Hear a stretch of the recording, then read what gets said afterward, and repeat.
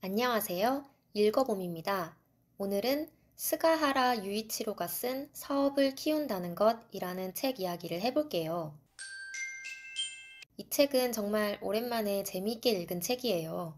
저자인 스가하라 유이치로는 일본 도쿄의 다마고야라는 도시락 배달 전문점 사장님이에요. 그런데 이 도시락 배달 전문점은 하루 평균 판매량 6만 개, 오전 9시에 주문을 받아 3시간 만인 정오에 배송 완료, 폐기율 0.1% 미만, 450엔이라는 합리적인 가격에 건강하고 맛있고 푸짐한 메뉴 구성을 한대요.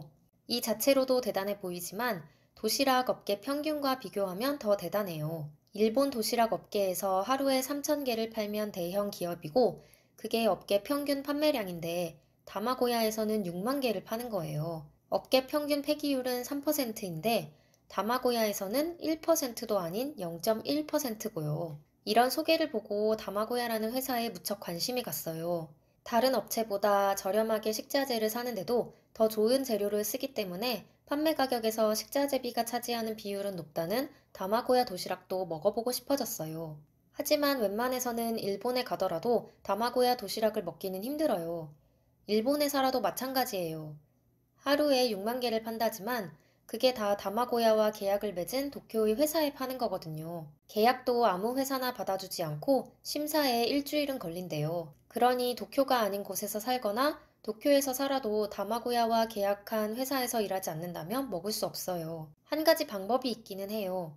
다마고야에서 예상한 수치보다 도시락이 덜 팔리면 계약한 회사 주변에서 즉석 판매를 한다고 해요. 언제 어느 회사 근처가 될지 모르지만 운이 좋으면 한 번쯤 먹어볼 수는 있을 거예요. 이렇게 남는 도시락을 즉석에서 판매하는 건 폐기율을 낮추는 방법의 하나예요. 폐기율을 낮추면 회사에도 비용 면에서 이익이고 환경도 덜 오염시킬 수 있으니 좋아요. 다마고야에서 도시락을 일회용 용기가 아니라 재활용 용기에 담아 판매하는 점도 마음에 들어요. 예전에 짜장면 시켜 먹고 그릇을 내놓으면 짜장면 집에서 수거해 갔던 것처럼 다마고야도 점심시간이 지나면 다시 도시락통을 수거하러 가요. 그런데 귀찮을 것만 같은 이 과정이 다마고야에도 무척 도움이 된대요. 고객과 대화하며 도시락 메뉴가 어땠는지 피드백을 받을 수 있고 내일은 주문량이 얼마나 될지 정보를 얻을 수 있기 때문이에요. 하지만 요즘은 배송기사에게 도시락통을 돌려주기가 번거로우니 일회용 용기를 써달라고 요청하는 고객이 늘었다고 해서 아쉬워요. 다마고야는 도쿄에서만,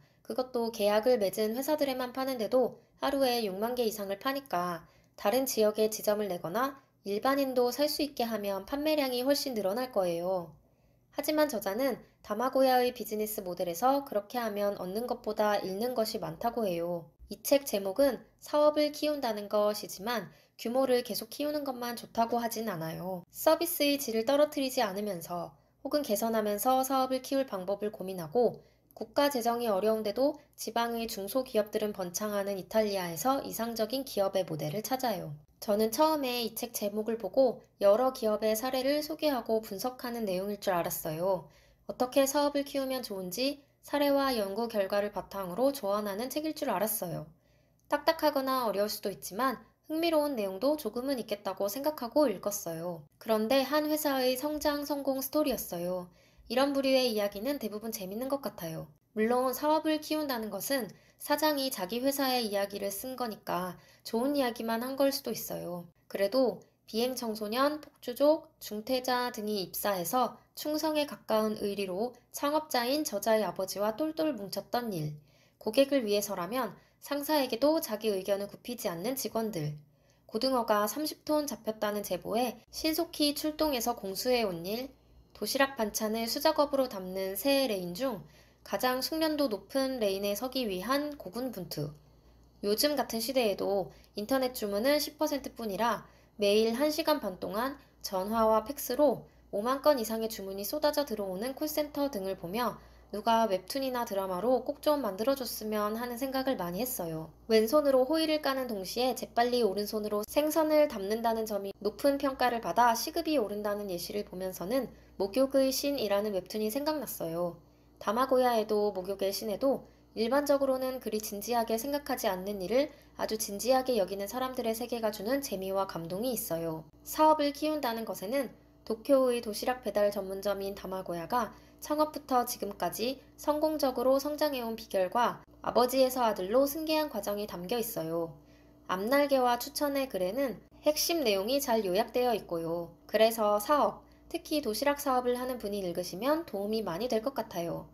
개인적으로는 근성, 의리, 청춘, 성장, 긴박함, 감동이 담긴 흥미로운 스토리를 찾아 헤매는 만화가나 작가분이 읽으시고 재미있는 작품을 써주시면 좋겠어요.